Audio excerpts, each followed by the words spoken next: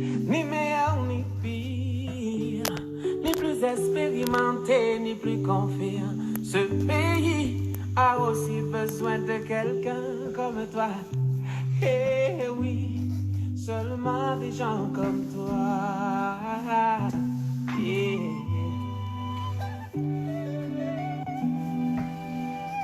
Autour de toi, ça chauffe, ça dégringole.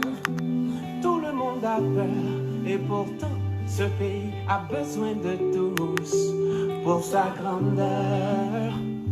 Et toi tu ne regardes que les autres. Coucou Jaco. Toi, tu peur.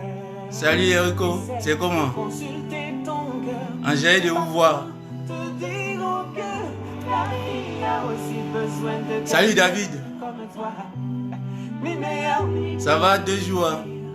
Ni plus expérimenté, ni plus confiant. Ce pays a aussi besoin de quelqu'un comme toi. Eh oui, seulement des gens comme toi. Coucou à vous. Je suis content de vous voir. C'est cool, ça va monter un peu. Et après on va commencer la vidéo. Mais dites-moi déjà, est-ce que vous m'attendez bien quand je parle? Faites-moi signe si vous m'attendez très bien quand je parle. Dites-moi oui. I know. Est-ce que vous m'entendez quand je parle bien? Dites-moi oui. Ni meilleur ni pire, ni plus expérimenté, ni plus confiant. Oh oui, Rabbi a aussi besoin de quelqu'un comme toi. J'ai pas de retour là, j'ai pas de réponse. Est-ce que vous m'attendez quand je parle? Ok, merci Jaco. C'est cool. Alors apprends ce que t'enseignent tes échecs. Ces leçons Merci Erico. C'est cool.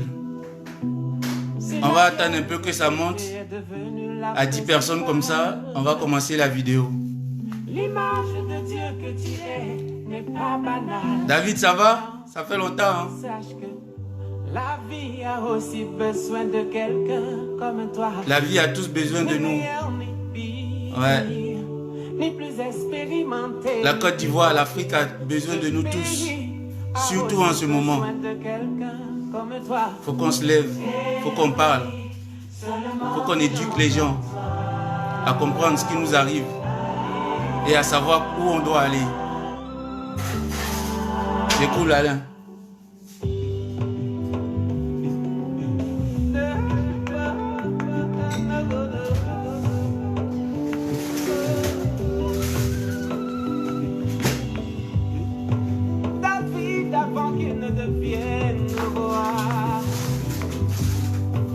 On va encore attendre un peu. Là, on est 5 là. Au moins 10 personnes comme ça, ça ira. On commencera la vidéo. J'espère que vous avez le temps.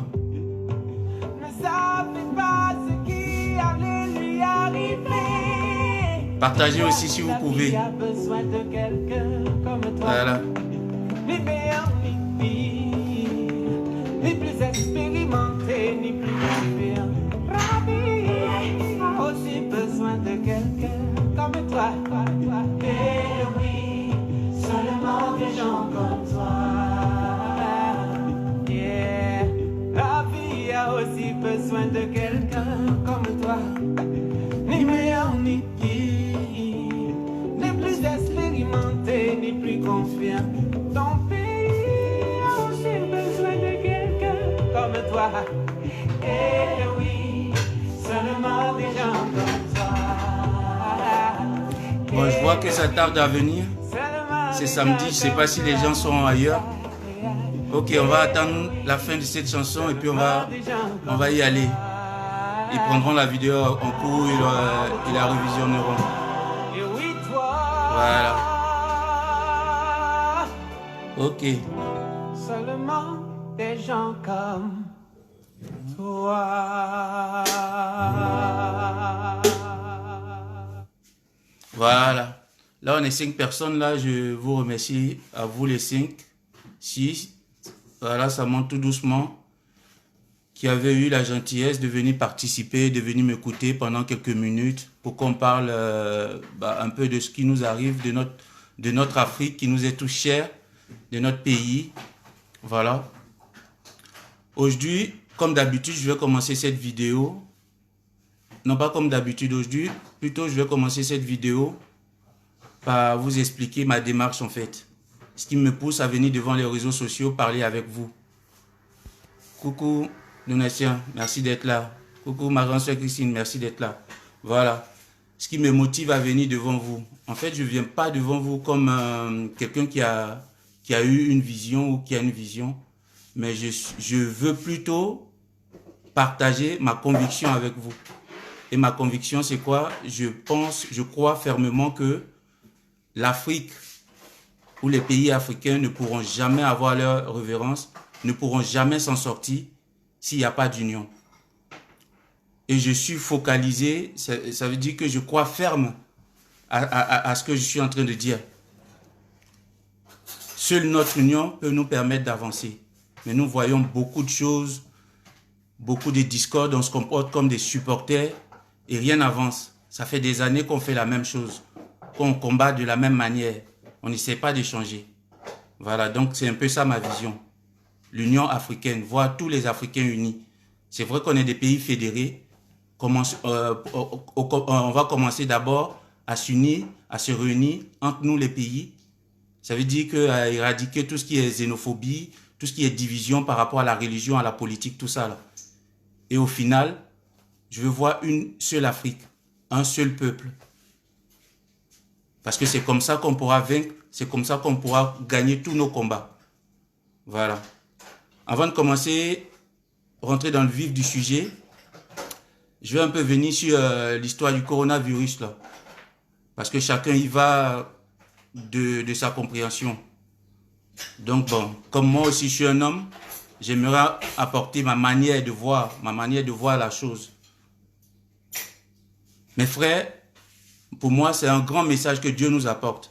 Vous savez, avant le coronavirus, chacun vaquait à ses occupations. On était tout le temps pressé à faire des choses pour moi, pour l'être humain, qui sont inutiles à l'être humain, qui ne vont rien apporter. Chacun courait à ses occupations. Donc à un moment donné, je pense que Dieu nous a dit de stopper. Bonsoir ma grande sœur Christine. Dieu nous a dit de stopper tout, d'arrêter tout et d'essayer de réfléchir. Voilà. Je disais dans une de mes vidéos qu'il y a un artiste ivoirien, Zouglou, qui disait que quand tu as un problème, face à un problème, soit tu transformes le problème, ou soit tu te transformes pour affronter le problème. Dans toute chose, dans notre vie en général, c'est ce comportement-là qu'on doit avoir. Tu as un problème, soit tu transformes le problème, ou soit tu te transformes toi-même pour affronter ce problème. Vous savez, nous les Africains, on a beaucoup de problèmes, beaucoup. Je vois la toile est bouillante, tout le monde crie, tout le monde se lamente, tout le monde donne son avis par rapport au corona. Au lieu, c'est trop facile. Ce qui est plus facile sur la terre, c'est accuser. Parce que pour accuser, on a beaucoup de choses. Mais trouver la solution, ça, il n'y a plus personne. Donc, ce qui nous arrive aujourd'hui, Corona, pour moi, ma manière de voir, Dieu nous a dit, arrêtez tout ce que vous faites pendant un moment et réfléchissez. Réfléchissez à bien faire les choses. On peut toujours tout recommencer. Parce que tant qu'on vit, tant qu'il y a la vie, comme on dit, il y a l'espoir. Donc tout peut se recommencer. Notre manière de voir la politique, notre manière de voir la religion. Et avant même de rentrer dans les doctrines, avant même de savoir comment ça se passe, ou avant de franchir la porte, il faut qu'on parte avec un cœur impartial. Ça veut dire sans prise de parti. Il faut qu'on réfléchisse, qu'on prenne le temps de comprendre les choses. Comment je dois me comporter face à tel problème, telle situation. Voilà, donc les frères, vous devez comprendre que pour toute chose, il faut marquer une pause. Et comme on n'arrivait pas à marquer une pause, on était tout le temps focalisé, coincé sur nos choses. Dieu nous a permis, avec ce confinement, avec ce virus qui est arrivé, restez chez vous, réfléchissez à autre chose. Réfléchissez à comment aborder les choses, comment aborder la vie. Voilà, donc voilà ce que j'aurais aimé, j'ai voulu apporter à ce qui nous arrive là. Parce que c'est vrai qu'on est paniqué, on a peur par rapport au corona. Mais je vous dis, et je le répète, il y a beaucoup plus dangereux que le corona qu'on vit tous les jours. En Afrique, il y a la politique. Il y a la politique, il y a les élections qui sont très, très, très dangereux, qui tuent en l'espace de 3 semaines ou un mois des milliers de personnes. Voilà. Corona, je crois, on a 2 mois en Afrique ou 1 mois et demi. Il y a quoi en Côte d'Ivoire? 400 infectés et peut-être 3 morts. Donc voyons. Est-ce que c'est ça le plus important? C'est vrai que c'est là, tout le monde en parle. Mais est-ce que c'est ça vraiment qui doit capter toute notre attention? Je dis, il y a autre chose. Il y a la politique, il y a la famine, il y a la xénophobie en Afrique qui doivent capter toute notre attention. Et ça, c'est au quotidien. Avant le corona, pendant le corona et après le corona. Parce que c'est ces choses-là qui tuent des milliers de personnes. Donc les frères, en gros, par rapport au corona, ne paniquons pas. Vous voyez, pour moi, c'est une grosse mauvaise foi de nos politiciens, qu'ils soient occidentaux ou en Afrique. Parce qu'il y a plusieurs manières. Vous voyez, on peut parler de la politique, on peut critiquer. Il y a plusieurs... Moi j'ai ma vision de voir les choses.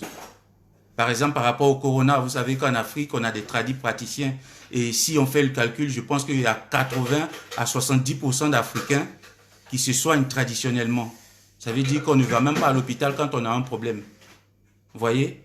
Pour moi, ça aurait été mieux, au lieu d'aller faire, de toujours vouloir poursuivre les Occidentaux, faire comme eux, on pouvait quand même réunir tous ces tradis praticiens qu'on a en Afrique et en Côte d'Ivoire pour leur demander, bon voilà, on dit qu'il y a un truc qui sévit actuellement, voilà comment ça se passe, voilà ses effets, tout ça là, qu'est-ce que vous en pensez? Demandez à ces vieilles personnes-là, ou bien à ces jeunes personnes-là, qui ont une science, une culture en matière de guérison traditionnelle, voilà. Et avec eux, travailler pour éradiquer ce truc-là, parce que quoi qu'on dise, il n'est pas aussi grave que le sida, l'Ebola qu'on a connu. Voilà un peu. Donc cela dit, je crois que vous avez bien compris ma vision, ma pensée par rapport à ce virus-là.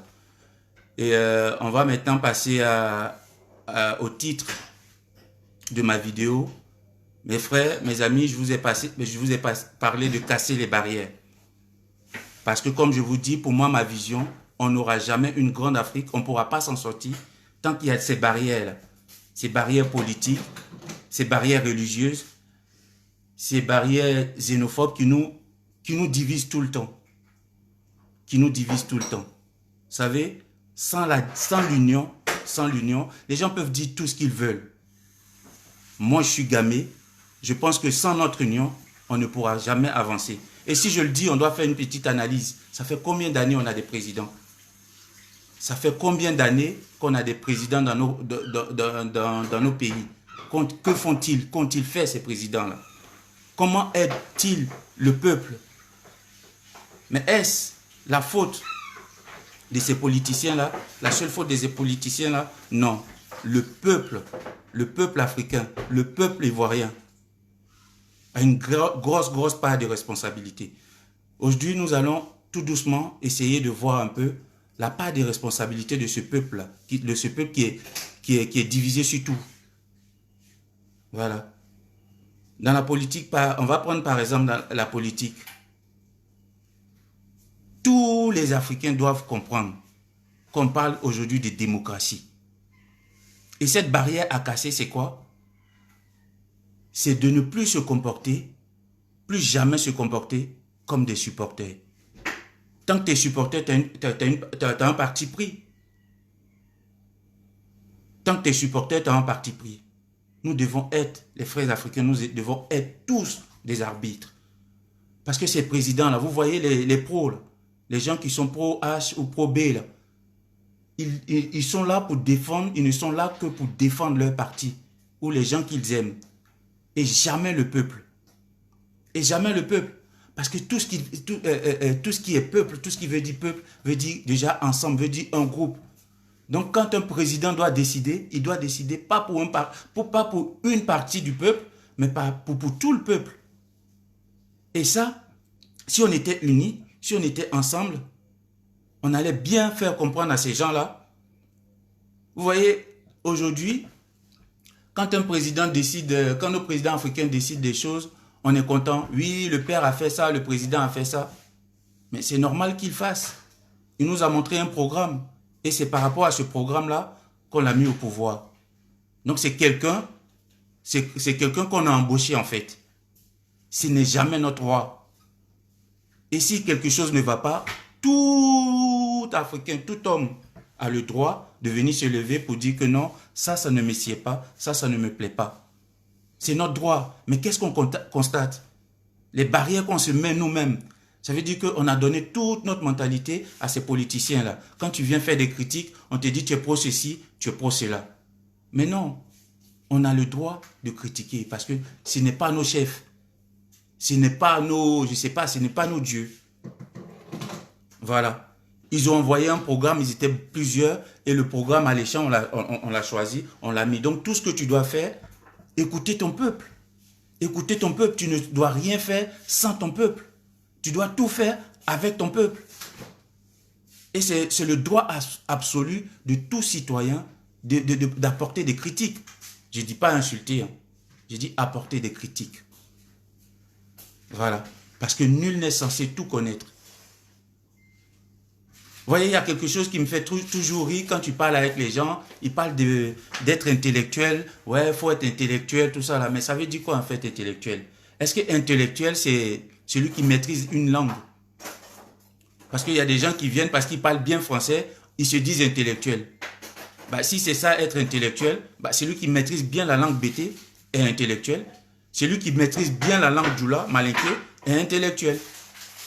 Mais si tu mets celui qui maîtrise bien la langue bété et celui qui met bien la langue, comment on appelle, française, tu les mets ensemble, ces deux intellectuels, ils vont se dire quoi?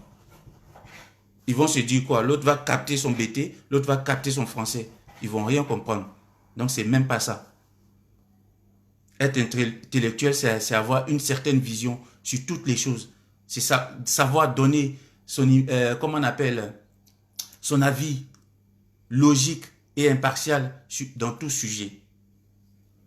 Mais il y a des gens qu'on voit sur les réseaux sociaux, je sais pas, ce courant qui devait nous permettre de nous réunir. On voit des gens venir insulter les gens. Non, la politique, c'est pas comme ça. Et la barrière qu'on doit casser, c'est ça. Donner son avis. Dans tout, surtout,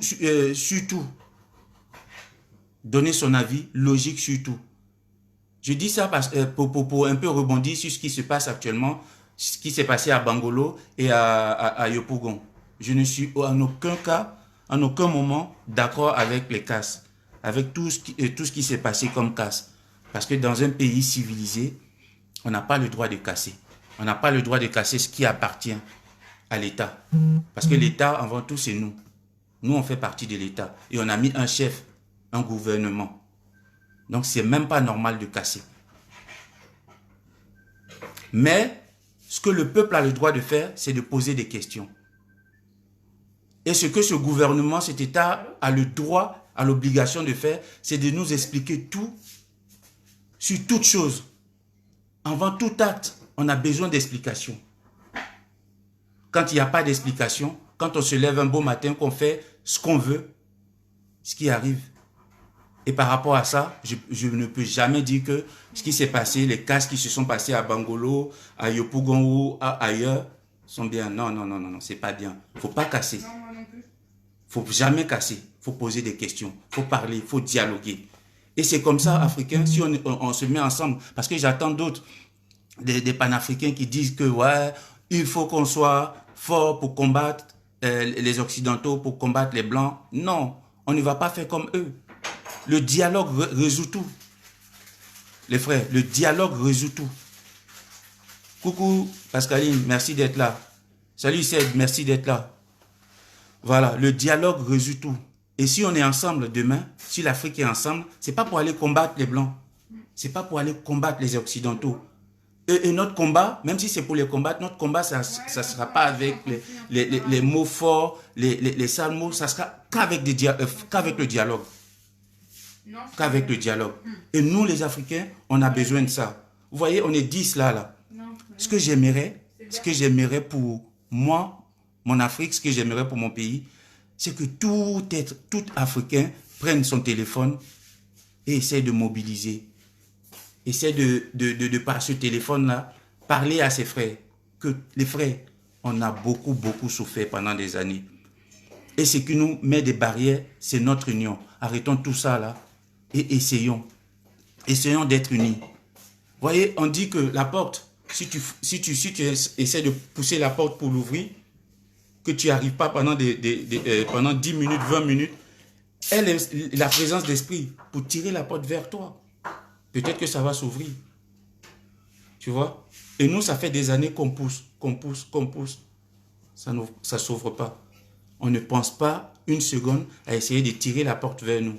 Vous dites que peut-être que si cette porte-là vient vers nous, elle pourra s'ouvrir. Et comment on envoie cette porte-là vers nous? C'est avec l'union. L'union de tout le monde. L'union de tous les enfants d'Afrique. Parce que ces gens qu'on a appelés intellectuels, là, qui sont partis, qui ont fait de longues études, là, qu'est-ce qu'ils nous apportent? Qu'est-ce qu'ils nous ont apporté toutes ces années? C'est que la division. C'est que la division. Est-ce qu'on est obligé de supporter un camp? Est-ce qu'un peuple est obligé de supporter un camp? Forcément. Si en réalité, parce que quand on discute avec les frères, quand on discute avec les amis, on dit ouais, ce qu'on veut, c'est une Afrique unie, c'est comment on appelle l'avancement de l'Afrique. Mais on ne pourra pas le faire en supportant quelqu'un. Ça veut dire que si on est unis, on peut avoir quelqu'un qui sera président. Mais lui, il dépendra de nous. C'est jamais à nous de dépendre d'un président. C'est jamais à nous de dépendre d'un politicien. C'est jamais à nous de dépendre de tous ces politiciens-là. Un peuple fort dépend de lui-même. Et c'est le peuple qui impose sa loi à tout politicien. Ça, c'est la démocratie. C'est la démocratie, les frères. Donc, ma démarche, un peu, c'est ça. Il faut qu'on casse les barrières. Il faut qu'on casse toutes ces barrières-là qui nous empêchent. Vous voyez, nos présidents, nos politiciens nous poussent toujours à courir vers l'émergence, vers le développement. Vers l'émergence, ils parlent de développement. Mais l'Afrique a besoin de quoi réellement? Moi, je vous dis, ce n'est pas ces immeubles-là, ce n'est pas ces grosses routes-là, ce n'est pas ressembler à l'Occident, aux États-Unis, à la France, ou je ne sais pas, à Dubaï, qui va donner une vraie paix, une vraie cohésion, qui va faire qu'on sera un vrai peuple. Non, non. Pour tout homme intelligent, tout commence par l'éducation. L'éducation, la santé. Il faut éduquer nos frères. Il faut éduquer nos parents. Parce que si on était éduqués, on allait savoir que dans la politique, là, les présidents ne sont pas des rois. Ils ne décident pas et nous, on ferme notre gueule. Non. Les présidents doivent faire avec nous. Ils ne doivent jamais faire sans nous. Et ça, c'est l'éducation qui le permet. C'est l'éducation qui permet ça. Vous voyez, au temps de Cheikh Ahmadou Bamba, il y a un philosophe qui avait dit que l'Afrique n'est pas une partie, comment on appelle, historique du monde. L'Afrique n'est pas une partie historique du monde.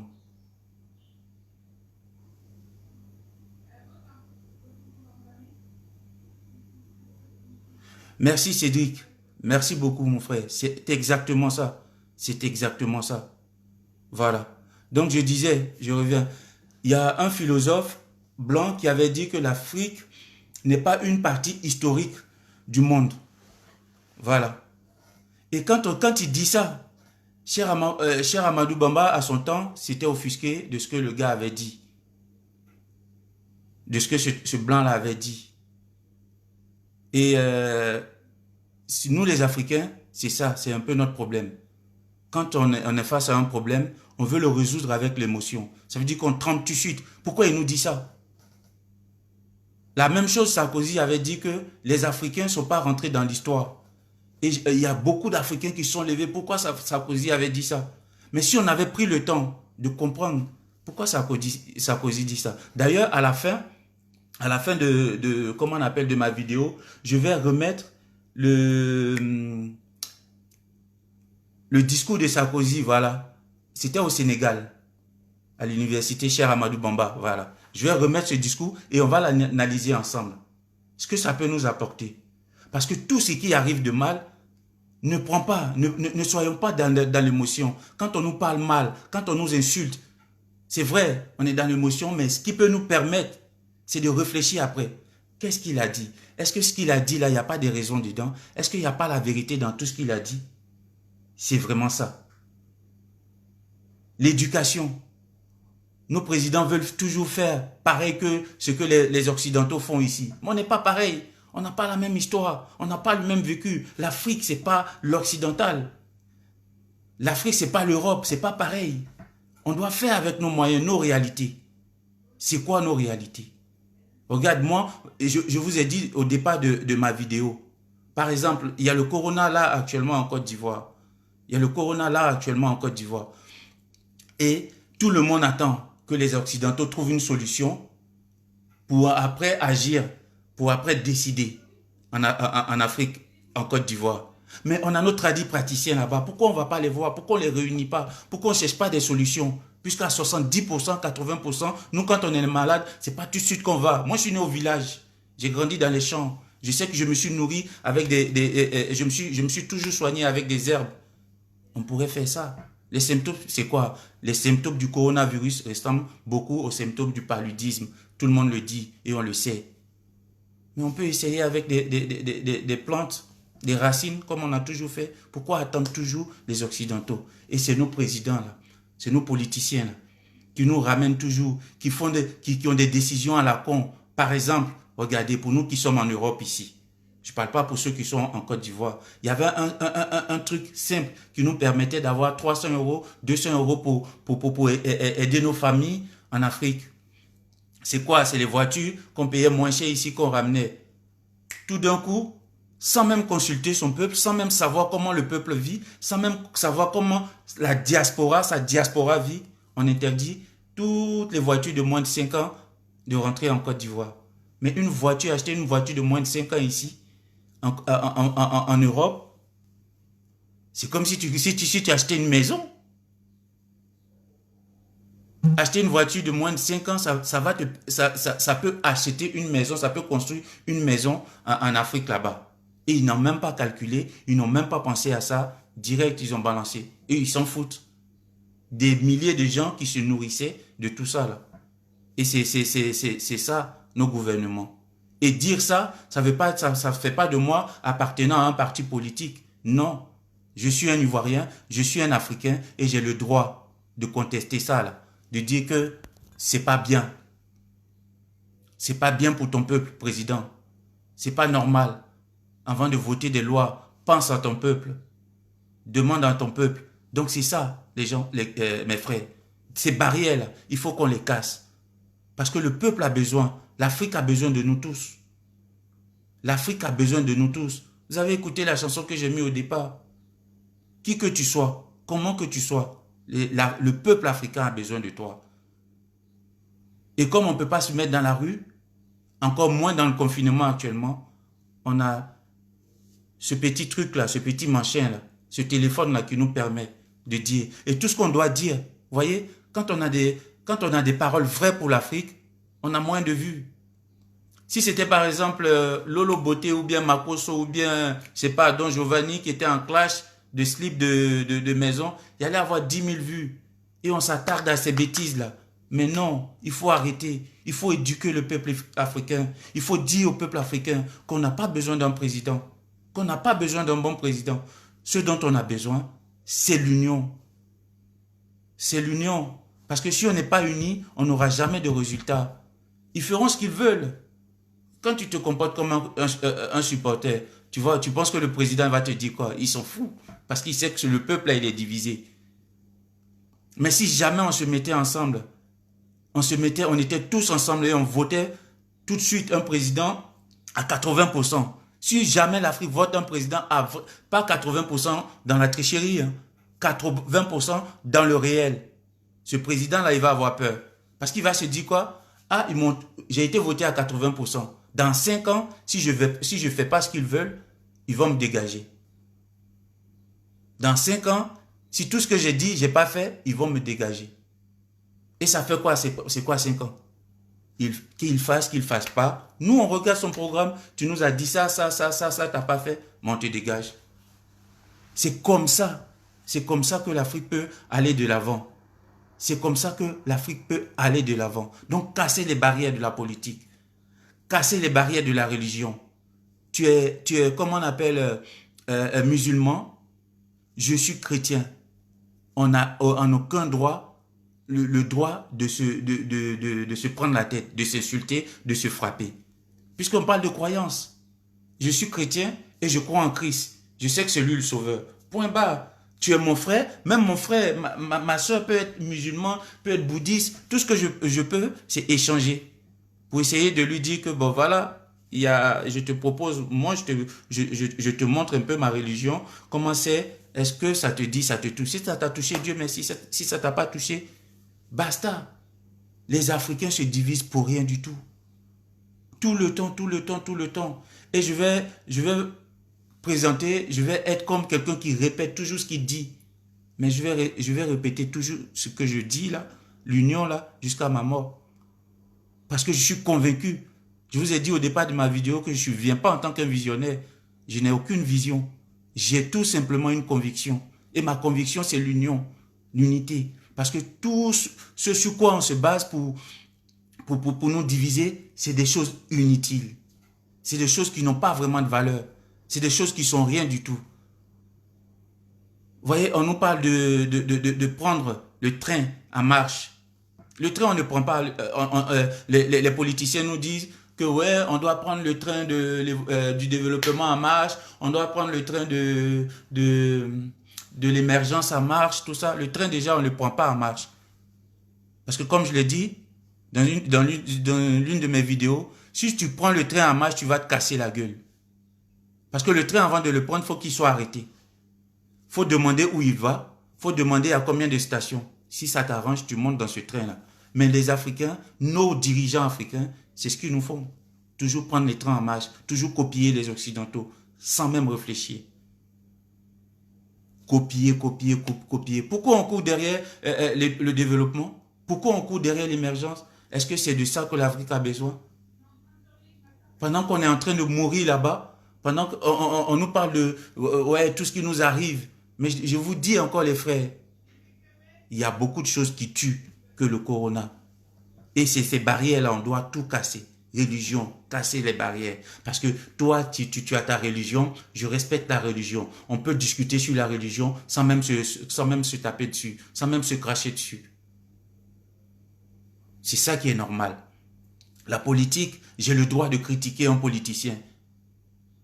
Parce qu'il est venu me demander, c'est moi le peuple, je représente le peuple, il m'a montré son CV. Son CV, comment on appelle, j'ai lu son CV, qui est son programme, et j'ai dit, bon, toi, ton programme me plaît. Si on était dans la vérité actuellement, si on n'avait pas de parti pris, on prenait un peu de recul, et puis écouter les politiciens. Si on veut vraiment, si on a vraiment l'amour des politiciens, mais soyons dans la logique, écoutons le programme. Et pour moi, personnellement, puisque je les écoute, il y a quelqu'un qui s'appelle Mamadou Koulibaly. Mamadou Koulibaly. On peut lui prêter oreille, on peut lui prêter attention. Parce que ce monsieur a un vrai programme. Et je ne suis pas en train de faire Atalakou de Mamadou Koulibaly, ou bien je dis que si on devait être unis, si on devait être ensemble, c'est ce genre de programme-là qu'on devait regarder pour nous les Africains. Voilà tout ce que je dis. Voilà tout ce que je veux dire. Maintenant, je suis par exemple bêté. Si je parle mal du pouvoir en place, ils vont tout de suite me cataloguer comme étant FPI. Vous voyez? Et c'est ces barrières-là qu'on doit casser. Je suis Djoula. Si je fais une réflexion sur Babo, tout de suite on va me cataloguer comme RHDP. Mais est-ce qu'on est obligé d'appartenir à un parti politique? En tant qu'Ivoirien, en tant qu'Africain, est-ce qu'on n'a pas le droit de donner, comment on appelle, notre avis? Il faut qu'on donne notre avis, frère. Il faut que tous les Africains se lèvent pour donner leur avis. Il faut qu'on dise si ça nous va. Et ce qu'on doit dire, il faut que ça soit, comment on appelle, un gain pour un ensemble. Pour tout le peuple. Pour tout le peuple. Parce qu'un vrai peuple, un peuple sans histoire, qui n'a pas une histoire, je n'ai pas dit un peuple sans parole, un peuple qui n'a pas une histoire est un peuple qui ne sert à rien, qui ne compte pas. Et si on n'a pas de respect, si on n'est pas respecté, si les Occidentaux, bien certains Blancs ne nous respectent pas, c'est parce qu'on n'a pas d'histoire. Et notre histoire, on la crée comment? Et même si on a notre histoire, qu'on dit qu'on a, notre histoire, on nous l'a cachée, mais comment on fait pour retrouver cette histoire-là? Si on est occupé à se battre pour les politiciens, si on est occupé à se diviser pour un oui ou pour un non. Le président Ouattara a fait des routes, a fait des routes, des hôpitaux. Mais c'est normal, c'est bien. L'applaudit, mais pas pour le prendre pour le Dieu, pas pour le remercier. Il est venu pour quoi? Il est venu pour faire des routes. Il est venu pour nous trouver un avenir meilleur, une vie meilleure. C'est pas pour ça qu'on doit vraiment le prendre comme un Dieu. Non, parce que c'est pas avec son argent qu'il travaille. Et ça, c'est la vérité. Et il faut leur dire ça. Ceux qui pensent ça, là, il faut leur dire ça. Parce que n'importe qui ne peut pas se lever pour aller être président. Tu as un programme, on connaît ton CV, tu as un vécu, tu dis que tu viens pour travailler, ça. Tu cherches un plombier, le plombier il vient chez toi, il dit que lui il peut réparer ton truc, il finit de réparer, tu ne te mets pas, ouais, tu ne le prends pas pour Dieu, même si tu applaudis. C'est son travail. Donc le président, c'est son travail. De faire des choses bien pour le peuple, pour son peuple. Parce qu'il est président grâce à son peuple. Pas à cause, grâce à son peuple, grâce à ce peuple-là. S'il n'y a pas de peuple, il n'y a pas de président. Et nous les Africains, pour nous en sortir, il faut qu'on soit un vrai peuple. Et ça commence par l'union. Ça commence par l'union. Ça commence et ça finit même par l'union. Parce que, retenez ça, je suis peut-être comme Jean-Baptiste dans le désert en train de crier pour rien. Au fond, je ne crie pas pour rien. Parce que je sais que vous êtes là. Qu'on soit 10, qu'on soit 2, qu'on soit 3, vous écoutez aujourd'hui. Et je sais que ça va créer quelque chose dans vos cœurs, dans vos têtes. Et ce qui me ferait plaisir, ce qui me ferait vraiment plaisir, c'est de voir demain, vous là, vous les 7 qui êtes actuellement connectés, ou vous les 10 qui êtes actuellement connectés, de vous voir prendre votre téléphone et faire des vidéos aussi, en parlant d'union. D'union pour tous les peuples africains. Pour le moment, on est fédérés. Il y a des Ivoiriens, il y a des Maliens, tout ça là. Que les Ivoiriens prennent. Ça ne sert à rien de discuter tout le temps pour dire que non, t'es Ivoirien, t'es pas Ivoirien. T'es Malien, t'es pas Malien. Ça ne sert à rien. Franchement, c'est pas la vérité. C'est pas la vérité, puisque quand on vient ici, quand on nous regarde, il n'y a pas écrit Ivoirien sur notre front. Il est écrit Africain, il est écrit peau noire. C'est tellement beau d'être Africain, mais on ne sait pas encore parce qu'on n'est pas unis. Parce que si on était unis, là, on allait faire plus fort que les Chinois. Là. On allait faire plus fort que les Japonais. Parce que là, je connais comment l'Africain se bat. Je connais l'Africain qui se bat avec rien du tout, qui nage pour venir en Europe. C'est tellement fort, c'est tellement grand. On nous fait croire qu'on a besoin de créer des immeubles. On a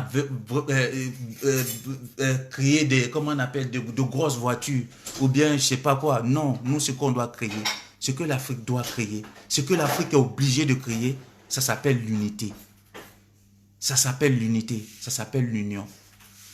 Parce que je t'aime, parce que tu es Djoula. Je t'aime parce que tu es Guéré. Je t'aime parce que tu es Robert.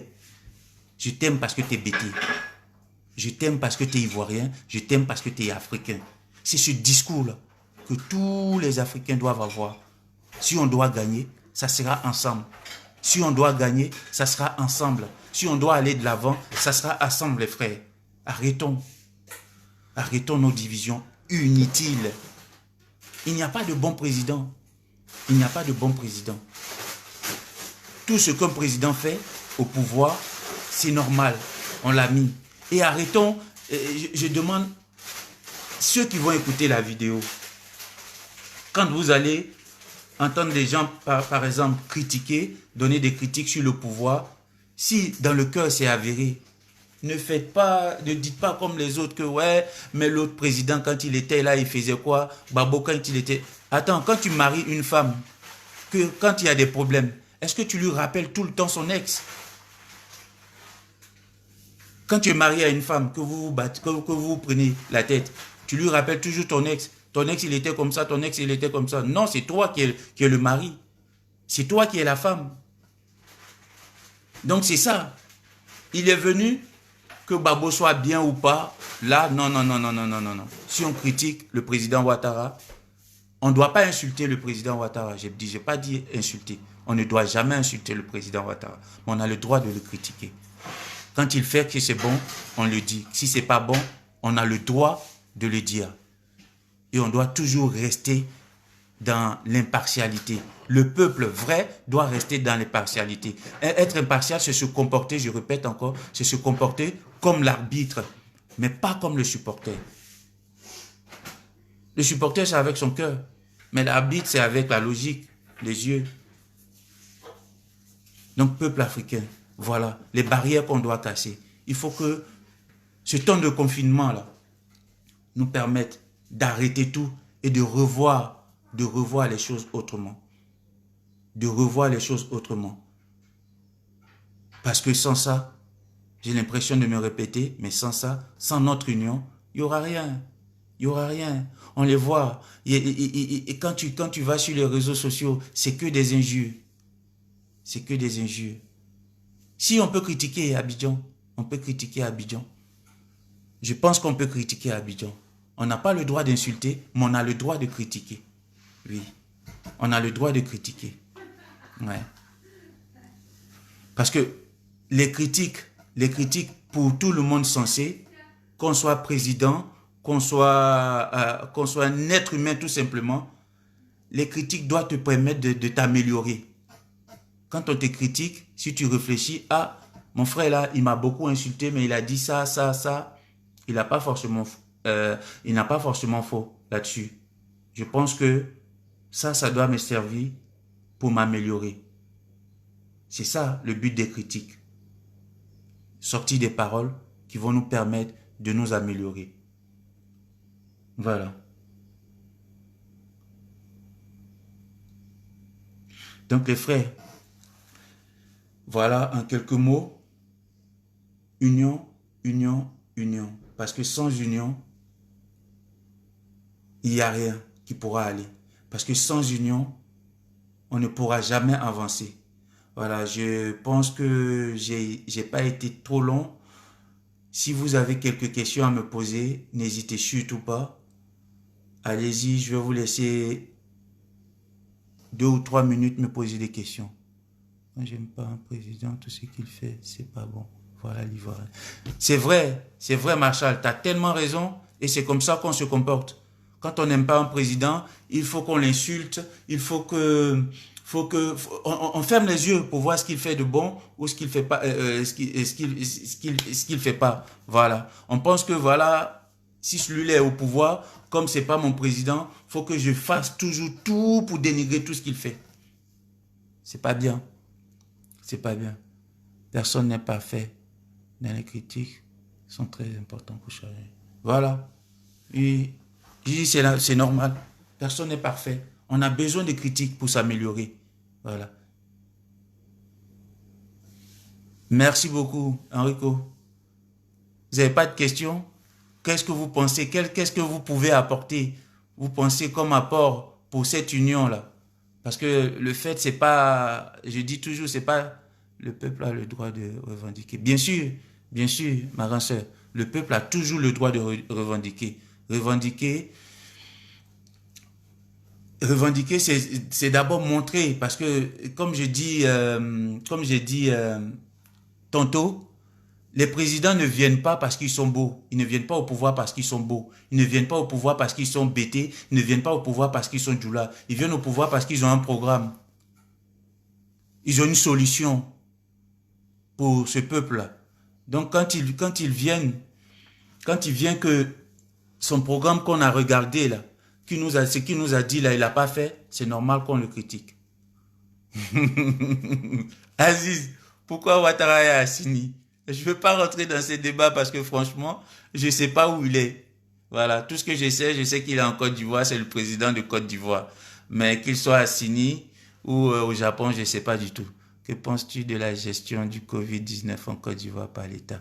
Bon, voilà. Marshall, tu n'étais pas là au départ de la vidéo, mais je disais en fait, moi, je trouve qu'il gère très mal cette situation. Pourquoi? Parce que je donne mon avis, peut-être que tu seras d'accord ou pas, mais je dis qu'on a un peuple africain. Et nous, à une solution, on doit pas toujours forcément essayer de réagir comme les Occidentaux. Voilà. Pourquoi? Parce que quand on fait une analyse, il y a 60 à 70% du peuple africain qui s'est toujours soigné, comment on appelle, avec des médicaments traditionnels. Voilà. Donc, actuellement là, jusqu'à actuellement là, on dit par exemple qu'il y a 400 cas. 400 ou 500 cas même, je ne sais pas. 3 morts, pour 3 morts ou 4 morts. Pour moi, d'abord, les présidents africains, je dis bien les présidents africains, devraient prendre nos tradipraticiens tout de suite, les mettre en haut de là-bas pour dire, bon, voilà un problème qui nous arrive. Comme nous, notre population s'est toujours soignée à 60 à 70% avec des trucs traditionnels. Voilà les symptômes, comment ça se passe. Qu'est-ce que vous pouvez faire, vous, peuple, vous, tradipraticiens, qu'est-ce que vous pouvez faire? Comment vous pouvez gérer? Qu'est-ce que vous pensez de cette maladie-là? Essayez déjà d'abord avec ces gens-là, hein, Marshall? Essayez avec ces gens. Ce que le président fait, ce que le gouvernement fait par rapport au dépistage, ça aussi je l'ai dit, c'est normal, c'est bien. Si c'est vrai, hein, c'est bien de dépister. Mais quand on finit de dépister, on fait quoi? Puisqu'on n'a pas de remède. Si on n'a pas vu nos tradis praticiens. Coucou Richard, ça va? Si on n'a pas vu nos tradis praticiens, parce que les Blancs ici n'ont pas de vaccin pour ça. Les Blancs n'ont pas de solution pour ça. Oui, c'est vrai qu'on parle de chloroquine, mais il y a beaucoup de discours là-dessus. Vous voyez? Donc nous-mêmes, le peuple africain, le gouvernement africain, avant de prendre des mesures comme ici, le confinement, voyons nos tradipraticiens, les parents, qu'est-ce que vous pensez de cette maladie? Est-ce qu'on peut trouver une solution de par vous? Voilà ce que je pense. Voilà ce que je pense. Donc le peuple, je ne peux pas trop accuser le gouvernement parce que je pense que cette maladie-là a surpris tout le monde, tout d'un coup. Voilà. A surpris tout le monde. Mais maintenant, j'avais dit dans une de mes vidéos le jour d'après. C'est vrai que c'est arrivé. Mais après ça, là, qu'est-ce qu'on fait? Même si le départ a été mal fait, qu'est-ce qu'on fait maintenant? Voilà. Donc c'est ça. Je pense que je t'ai aidé à comprendre, j'ai donné mon avis. J'espère, Marshall, que tu as compris. Guy Modeste, que penses-tu de la détention jusqu'à ce jour des opposants détenus dans les goulags des prisons ivoiriennes? Merci Guy Modeste. Pour moi, je pense vraiment que c'est pas du tout bien. C'est pas du tout bien pour tous ces opposants. Pas que ces opposants. Il y a aussi des réfugiés au Ghana. Et c'est le temps. C'est le temps. Je te dis, Dieu nous a permis d'arrêter tout. D'arrêter tout et de repenser, de changer. Est-ce que ce qu'on faisait hier était bien? Est-ce que ce qu'on faisait, comment qu'on se comportait était bien? C'est le moment, avec le confinement, avec ce Covid-là, d'arrêter tout et de repenser les choses. De savoir qu'un peuple, un vrai peuple a besoin de tous ses enfants. Et si, d'abord, par abus de langage, on a souvent pour habitude d'appeler les présidents pères de la nation, c'est là qu'on doit voir la grandeur d'un père de la nation. Et une doléance que je pourrais faire au président Ouattara, avant qu'il parte, papa, fais revenir tous les enfants. Ça ne va rien t'enlever. Ça ne peut que te grandir. Parce que l'Afrique aura besoin de tous ses enfants. Vous savez, s'il se comporte comme ça, si le président Ouattara se comporte comme ça, c'est parce qu'il n'y a pas un vrai peuple. Parce que le peuple est divisé. Il y a un groupe qui le soutient, malgré tout ce qu'il fait, sans analyse. Et il y a un autre groupe qui est là, au lieu de donner des analyses claires, ne fait que l'insulter. Tu vois? Donc c'est un peu comme s'il était pris entre le marteau et l'enclume. Voilà. Il veut peut-être faire des gestes, mais il voit que des injures. Et là-bas, il y a aussi ces gens qui le pressent. À côté de ça aussi, il y a l'oligarchie. Ces gens qui sont ici, qui commandent tout là. Donc, pour moi, c'est maintenant à faire des choses. Si on se met ensemble, tout ça là, ça va s'arrêter. Parce que c'est pas normal pour un peuple de voir ses enfants jusqu'à aujourd'hui être exilés au Ghana. C'est pas normal d'un peuple où on dit la guerre est finie, où on veut parler de réconciliation, avoir tous ces gens-là dans les prisons. C'est pas normal. Guy Modeste. Voilà un peu ma réponse. Voilà. Je sais pas si il y a des trucs des questions qui sont passées, mais allons-y, ça me plaît, parce que vos questions peuvent me permettre de m'améliorer, de trouver. Pour une paix réelle, il faut sortir tous les opposants politiques. Bien sûr, Gigi, pour une paix réelle, il faut sortir tous les opposants politiques, mais ce débat-là, ça me dépasse franchement. Parce que pour moi, tout ça là est possible, tout ça là se fait actuellement parce qu'on n'est pas un vrai peuple uni. Et qu'on va dire ça, tu vois, parce qu'il y a la division. Donc on va dire, si tu dis par exemple, tous les opposants doivent sortir, oui, c'est ce qui est tellement normal, mais ils vont te dire non, ouais, c'est pas normal, tout ça là, parce qu'il y a déjà la division. Mais c'est à nous. Parce que si jamais on est ensemble, tout ça, ça va s'arrêter. C'est un plaisir de t'écouter, buvant un bon vin. Bon appétit, Serge. Bon appétit au docteur. Voilà. Coucou, Dali, c'est comment? Comment faire pour être ensemble, Gigi? C'est simple. C'est simple. C'est ce que je dis là. Vous voyez, casser les barrières. Parce qu'on sait, même pour moi, il faut qu'on soit ensemble pour gagner tous nos combats. Mais comment faire? Déjà, nous débarrasser nos cœurs d'être supporters. Débarrasser nos cœurs d'être opposants à l'opposition. Débarrasser nos cœurs de tout ce qui nous fait détester nos politiciens. Je ne sais pas si je me fais comprendre. On sait ce qui nous divise. Et donc, aller travailler sur tout ce qui nous divise. Ça veut dire quoi? La politique, la religion, tout ça là. On n'a pas le droit d'être divisé par rapport aux politiciens. On n'a pas le droit d'être divisé par rapport aux politiciens. On n'a pas le droit d'être divisé par rapport, comment on appelle, par rapport à la religion, tout ça là. Donc c'est ça. Comment faire? C'est ça. Quand tu as un discours avec quelqu'un, s'il n'est pas d'accord avec toi, cherche pas à l'insulter, cherche pas à crier sur lui. Quand je parle avec toi, quand je discute avec toi, je cherche à te faire comprendre. Je ne cherche pas à forcément avoir raison. Il faut que je t'amène à comprendre ce que je pense, ma vision des choses. Voilà. Mais si je viens avec un discours, ouais, tu es un gars, tu es bête, ou bien tu es RHDP, tu es mouton, c'est ces discours-là. Il faut qu'on se débarrasse de tout ça là pour être unis. Il faut qu'on se dise que ce qui doit être plus grand dans un pays, dans un peuple, c'est le bien-être de tout le peuple. C'est le bien-être de tout le peuple. Ce n'est pas le bien-être d'un groupe d'individus. Hein?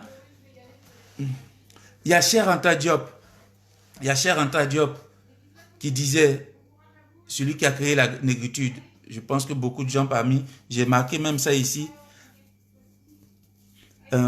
être libre, ce n'est pas seulement se débarrasser de ses chaînes, mais c'est vivre d'une façon qui respecte, renforce la liberté des autres. J'espère que vous avez compris.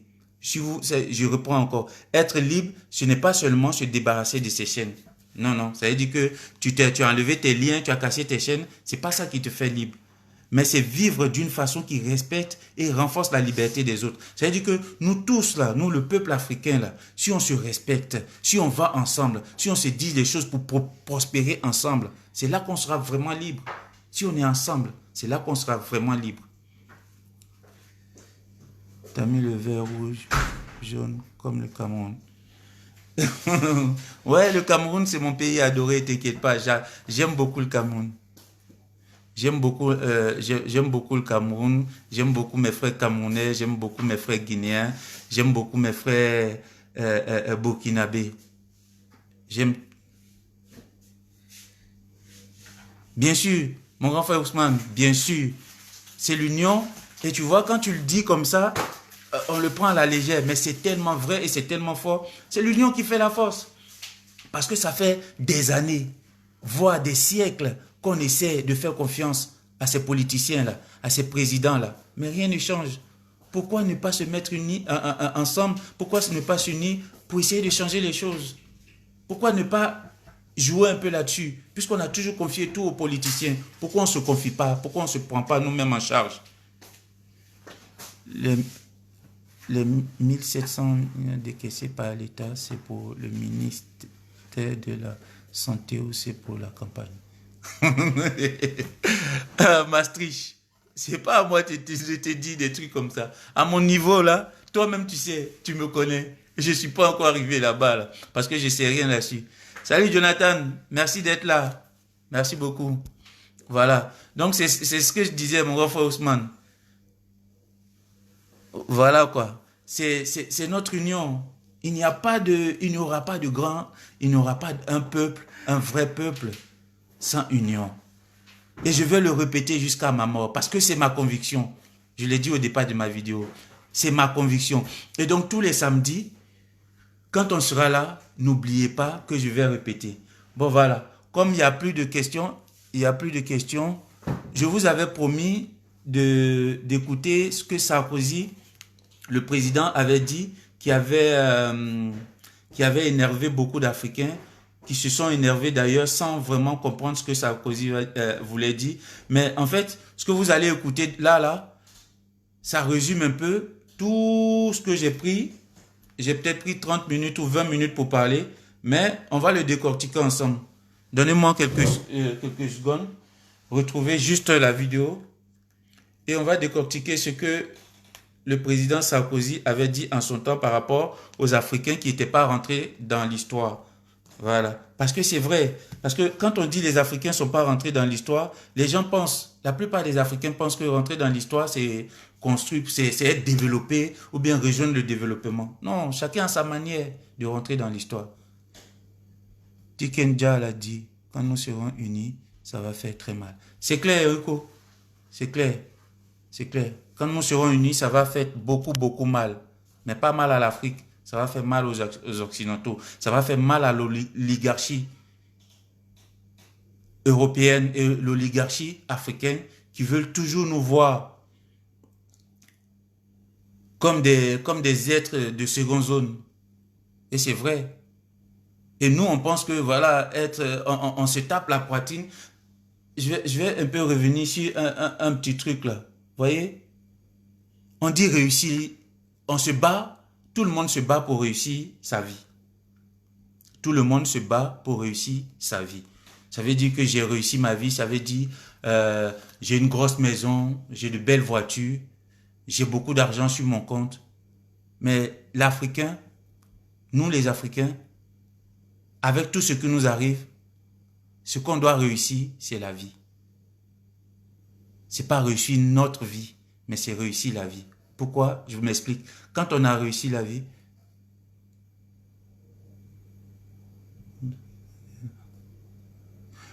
excusez-moi, je souhaite, Marshall, je souhaite que cette initiative que tu viens de prendre puisse aller en avant et que ce rendez-vous de samedi nous permette de changer sur l'action sociale politique de notre pays. Merci, merci, merci beaucoup Marshall. J'espère que tu seras là tous les samedis et qu'ensemble on va trouver les solutions de comment essayer de réunir le peuple africain. Parce que c'est de ça qu'on a besoin. C'est vraiment de ça qu'on a besoin. Il faut qu'on soit unis. Il faut qu'on dise, il faut qu'on fasse comprendre à notre peuple que l'étranger, c'est une richesse. Ce que nous, on appelle étranger là, parce que déjà, sur la terre, on est tous des étrangers. Sur la terre, on est tous des étrangers. On va mourir pour laisser cette terre là. Voilà, nous, on est en France ici, on a des enfants métis qui ne savent même pas parler bété. Et toi, tu te lèves là-bas pour dire que ouais, tu es burkinabé, tu es malien, tu es libérien. Est-ce que ça a vraiment un sens, ça? Est-ce que ça a un sens? Ça n'a pas de sens. Ça n'aura jamais de sens. Voilà. Ce qui est plus important, c'est qu'on soit tous des êtres humains et avant tout des Africains. On nous identifie en tant qu'Africains. On ne nous identifie pas en tant que Bété, en tant que Malien, en tant que, je sais pas, Burkinabé. Voilà. Partout où tu vas aller, hors de l'Afrique, quand on va te voir direct, on va dire, ah, ça, c'est un Africain. On va même pas imaginer un instant, même les métis, même ici, on les appelle des Noirs. Donc, c'est un faux problème. Voilà. Donc, j'espère que tu seras toujours avec moi pour qu'ensemble, on parte dire aux gens que ce n'est pas, le combat, ce n'est pas de supporter un politicien. Le combat, ce n'est pas de supporter un parti politique. Le combat, ce n'est pas de valoriser une religion.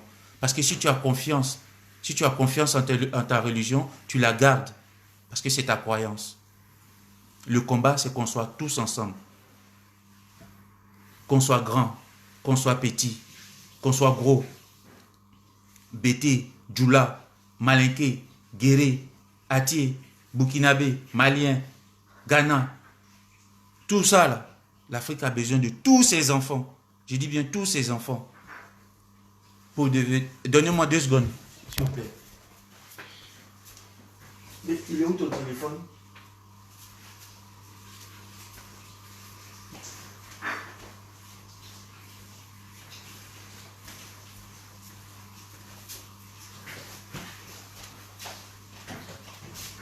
Mais t'as mis ton téléphone. Ouais, mais tu vas peut-être te laver, tu vas pas te laver pour 2 secondes. Mets le code.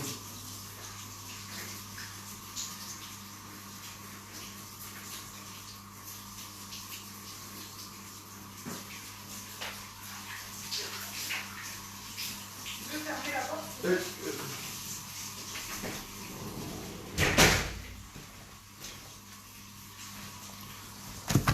Voilà.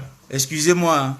J'ai mon téléphone qui déconne, donc j'étais obligé d'aller prendre un téléphone pour qu'on écoute ensemble ce que Sarkozy avait dit là. Et vous allez écouter et puis vous allez me dire ce que vous pensez. Parce que c'est vrai que quand il avait dit ça, c'était à l'université Cheikh Ahmadou Bamba du Sénégal et ça avait créé beaucoup de polémiques. Les gens l'avaient beaucoup insulté. Ils n'avaient pas vraiment compris le message. Donc je pense qu'aujourd'hui, ensemble, on va essayer de décortiquer ce message-là que Sarkozy, l'ancien président de France, a voulu passer aux Noirs, aux Africains. Voilà. Donnez-moi 2 secondes, je vais juste chercher la vidéo et on va l'écouter ensemble.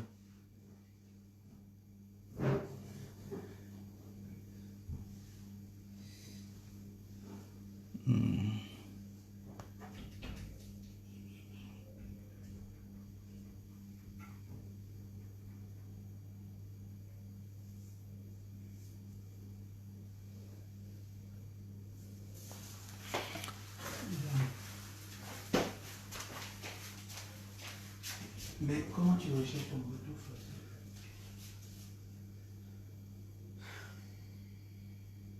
Il est là? Ouais, mais comment tu cherches?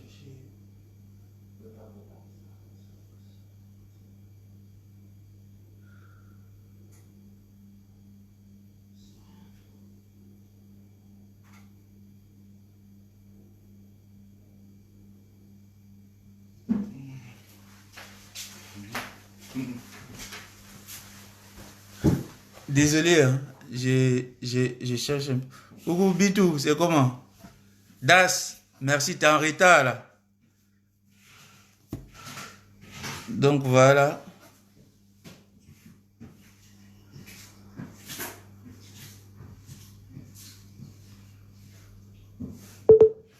Voilà. Donc, je reviens, les frères. On va écouter rapidement M. Sarkozy. J'aimerais bien... Cédric, il est parti. Marshall est encore là. Marshall, c'est bien. Docteur, j'espère que tu es encore là. Si tu es là, bah, vous tous qui êtes connectés actuellement là, prêtez bien attention, prêtez bien oreille. Et puis après, vous allez me dire ce que vous pensez. Ce que vous pensez vraiment. Vous allez l'écrire en commentaire.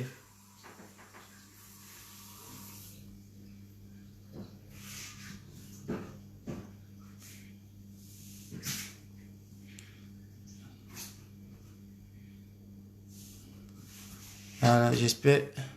C'est parti. Écoutons tous ensemble ce que Sarkozy avait dit et puis après on verra.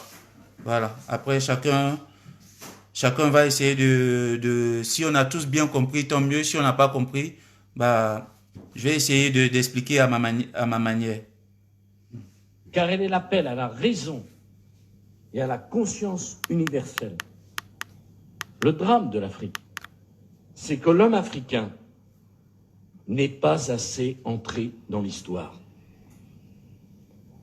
Le paysan africain, qui depuis des millénaires vit avec les saisons, dont l'idéal de vie est d'être en harmonie avec la nature, ne connaît que l'éternel recommencement du temps, rythmé par la répétition sans fin des mêmes gestes et des mêmes paroles.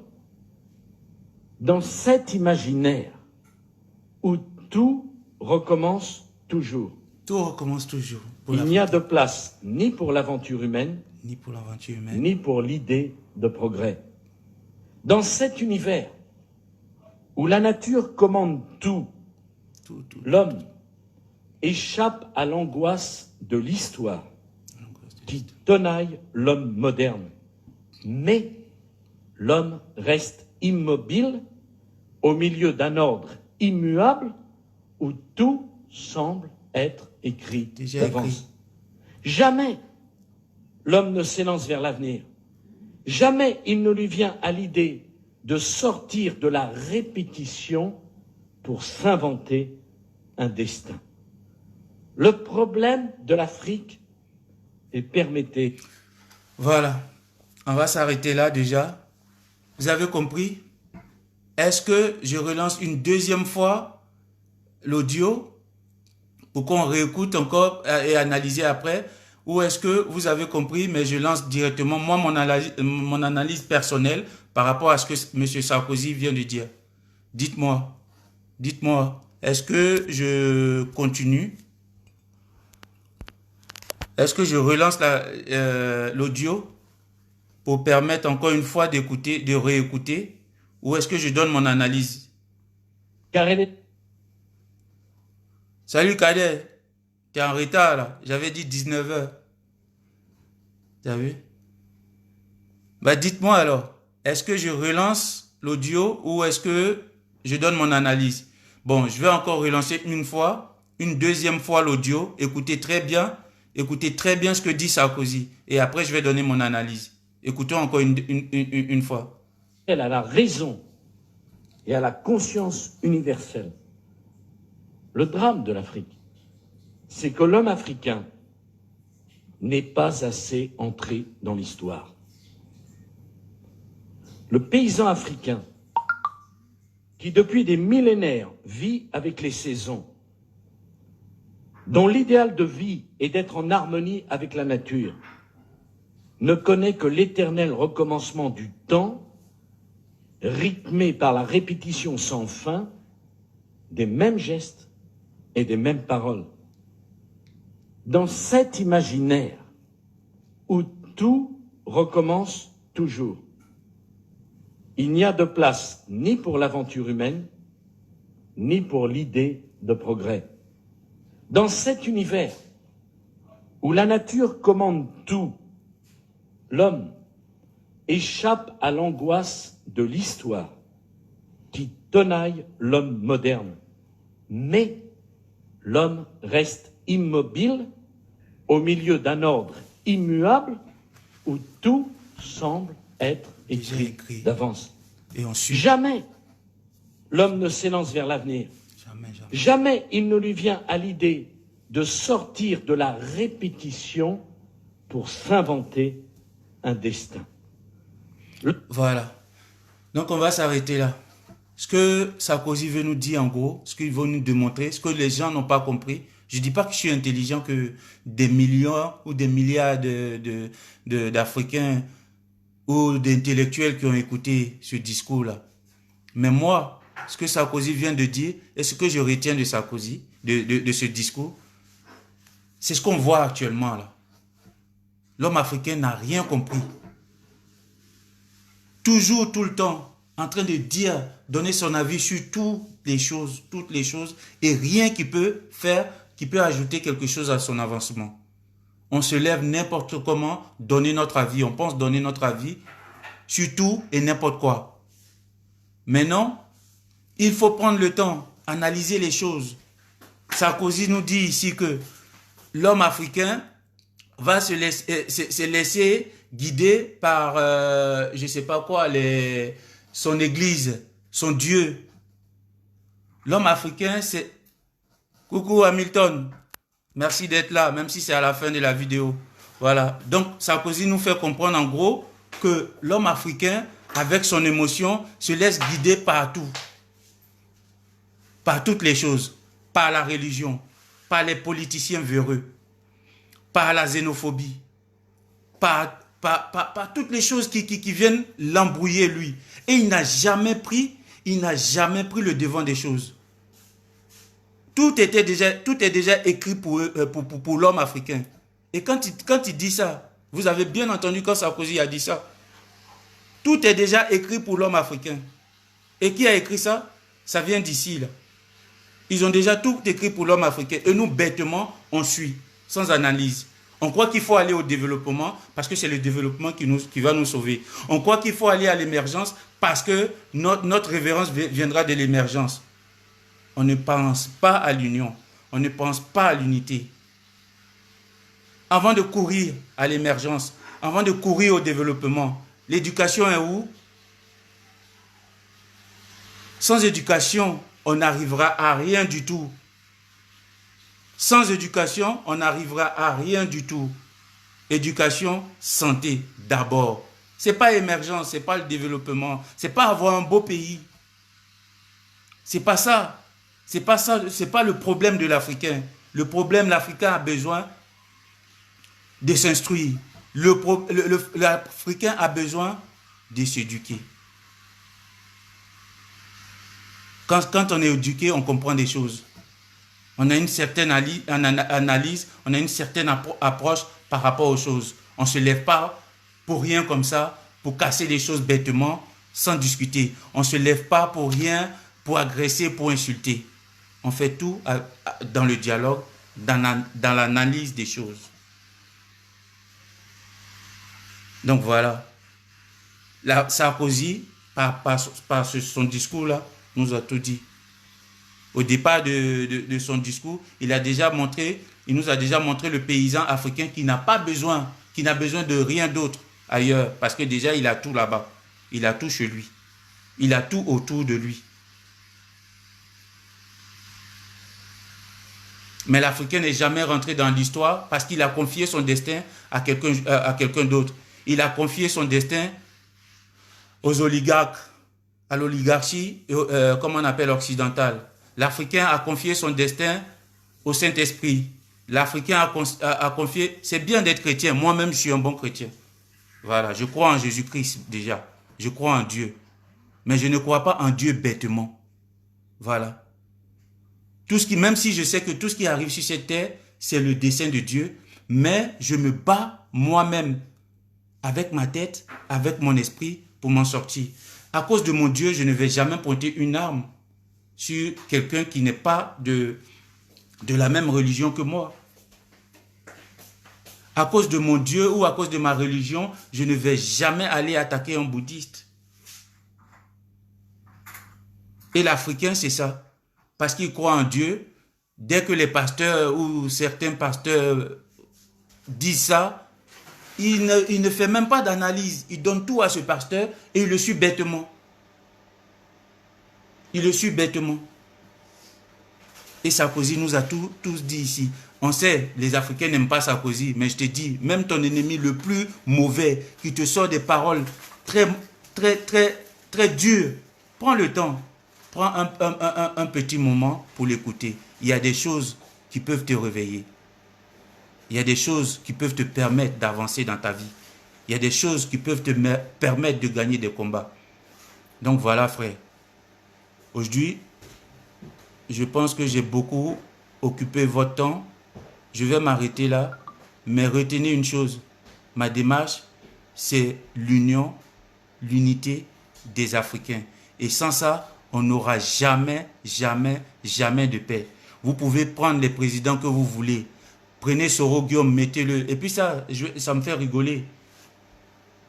On a vu, en 2010, on a vu une coalition de plusieurs partis pour venir enlever un autre politicien. Une coalition de plusieurs politiciens pour enlever un autre politicien. Sommes-nous aujourd'hui heureux de ce qui se passe en Côte d'Ivoire? Je dis non. Je dis non. Ils se sont réunis pour enlever quelqu'un. Est-ce que ça nous a permis d'être heureux? Non. C'est ce qu'ils veulent faire encore. Ils vont s'unir encore pour enlever un autre président. Quand l'autre va venir, ça sera encore des problèmes. Tant que le peuple n'est pas uni, là, tant que le peuple n'est pas uni, vous voulez ou vous voulez pas, tant que ce peuple-là n'est pas uni, là, il n'aura jamais rien. Et on va regarder, on aura toujours des problèmes. Parce que c'est le peuple qui va toujours bonifier ce président-là. On est au rendez-vous. Christian, toi tu es en retard, tu dis que tu es au rendez-vous. C'était depuis 19h. C'est maintenant où la vidéo l'a fini, tu viens, tu dis que tu es au rendez-vous. Donc voilà. En gros, c'est ce que j'ai voulu vous dire, les frères. Il faut qu'on se ressaisisse et chacun arrête, on arrête tous de vouloir appartenir aux politiciens, à vouloir appartenir à un parti politique. Voilà. Il n'y a que notre union, il n'y a que notre union. Et si vous ne savez pas comment faire pour être unis, déjà, essayez de bannir tout ce qui vous permet, tout ce que vous savez qui vous empêche d'être unis. Si vous combattez déjà ça, vous allez comprendre comment on va arriver à l'union. Voilà. C'est notre civilisation et notre culture terroir qui nous fera construire notre propre émergence et développement de notre continent. Par exemple, la Chine. Voilà. C'est ça. On aime la fin des choses. Ouais, bien sûr, on aime la fin des choses, Christian. Ouais, Richard, c'est vrai. C'est vrai. Je dis les Africains, j'étais en train de dire que nous, les Africains, on a beaucoup de choses à apprendre à tout le monde entier. Si on est unis, créer une vraie union africaine, on va dépasser toutes leurs machines, là, ou bien leurs machines qu'ils créent là. Voilà. Parce que nous, on sera même plus fort que les Chinois. Parce que nous, on nage pour venir en Europe. C'est très fort ça. On est déjà, vous savez, j'ai mon grand frère qui parle, il est bêté, il parle danois. Il connaît la culture danoise. Il y a beaucoup d'Africains qui sont en France, qui connaissent la culture française. Il y a des Noirs qui sont en Chine. Donc si jamais on est unis là, on va tous apprendre et on va dépasser les gens là facilement. Ce qui nous bloque là, ce n'est pas un bon président qu'on doit chercher. C'est notre union. C'est notre union. Parce que quand l'Afrique sera unie, ça va faire mal. Comme Tikenja l'avait dit. Oui.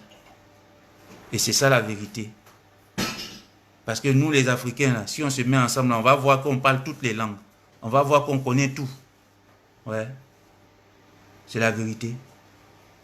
Mais on va en rang dispersé. On se lève, il y a un qui veut Babo, il y a l'autre qui veut Alassane, il y a l'autre qui veut Soro. On ne va pas s'en sortir. Mais tu es envers, on dirait, un pédiciste. Bonne arrivée chez nous, pays. On va se concentrer pour te présenter à Niamey, à la mairie. Ah, Christian, tout ce que Dieu fait est bon. Mais je serai un très mauvais maire si il n'y a pas d'union. Il n'y a pas d'union entre les Ivoiriens, entre les Africains. Je serai un très mauvais maire. Ouais. Parce que si j'accède au pouvoir avec de mes propres forces, je ne ferai rien avec comment on appelle, mon peuple. C'est ce que le président nous montre. On peut dire tout ce qu'on veut, mais est-ce qu'il y a un vrai peuple qui l'a amené au pouvoir? S'il y avait un vrai peuple derrière lui qui l'avait amené au pouvoir, il allait prendre le temps de respecter ce peuple-là. Mais il fait ce qu'il veut. Il fait ce qu'il veut parce qu'il sait comment il est venu au pouvoir. On peut dire tout ce qu'on veut, mais on sait comment il est venu au pouvoir aussi. Voilà. Donc, il est plus favorable à ceux qui l'ont amené au pouvoir. Si jamais le peuple africain envoie vraiment un président au pouvoir, ce président-là prendra la peine de s'occuper de ce peuple-là. Et c'est ce que j'avais dit, comme tu n'étais pas là, que si on avait voté un président, si le jour que les Africains vont commencer à voter comment on appelle, des présidents à 80%, pas 80% de tricherie, mais 80% réel, ce président-là va se méfier, va avoir peur de ce peuple. Parce qu'il va se dire que dans 5 ans, s'il ne fait pas bien, il va quitter. Mais les présidents savent comment ils viennent. Voilà. Il faut donner tout à la France, il faut accepter tout à la France parce qu'en gros, et quand il dit ça, c'est pas insulter ou bien c'est pas appartenir à un parti. C'est la vérité. C'est la vérité. Et c'est ces vérités-là qu'on doit dire. Donc voilà, je pense que j'ai beaucoup pris de votre temps. Je vais arrêter ma vidéo là. Et rendez-vous samedi prochain. J'espère que vous serez encore tous là, qu'on soit 7 ou 8 ou 9 ou 10. Le plus important, c'est de retenir. Merci. Merci Youssouf. Merci Youssouf. Tu es mon frère. Je sais que, bon, toi tu es mon frère, donc tu n'as pas le choix. Voilà. Donc il faut qu'on soit ensemble pour apprendre tout doucement aux politiciens, à tous ceux qui font qu'on est encore en retard, d'accélérer notre union. Voilà.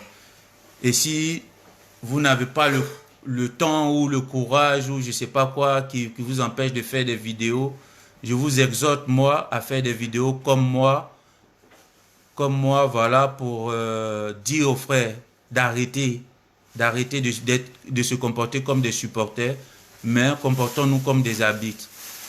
Quand on va se comporter comme des arbitres, vous verrez qu'on sera respecté. Vous verrez qu'il y aura vraiment un changement. Vous verrez que nos politiciens vont avoir peur de nous. Sinon, actuellement, ils s'en foutent. Donc, que le Seigneur soit avec vous. On va aller chercher nos jetons. Ouais, Christian, on va aller chercher les jetons là. Voilà, donc je vais vous laisser. Ça a été un plaisir de parcourir, de faire ces quelques minutes là avec vous. Voilà. Tu as mon soutien, je serai toujours calé. Merci beaucoup, Enrico. Tu es mon fils, il a foi. Donc, allez, bon week-end à vous tous. Et puis, retenez, gardez-le. Union africaine, union ou rien. À part union, là, tout ce que les autres disent, là, c'est zéro. Ça ne peut pas aboutir. Tant qu'on n'est pas unis, tout ce que les autres disent, c'est zéro. Donc, allez, je vous aime beaucoup. Ciao, ciao.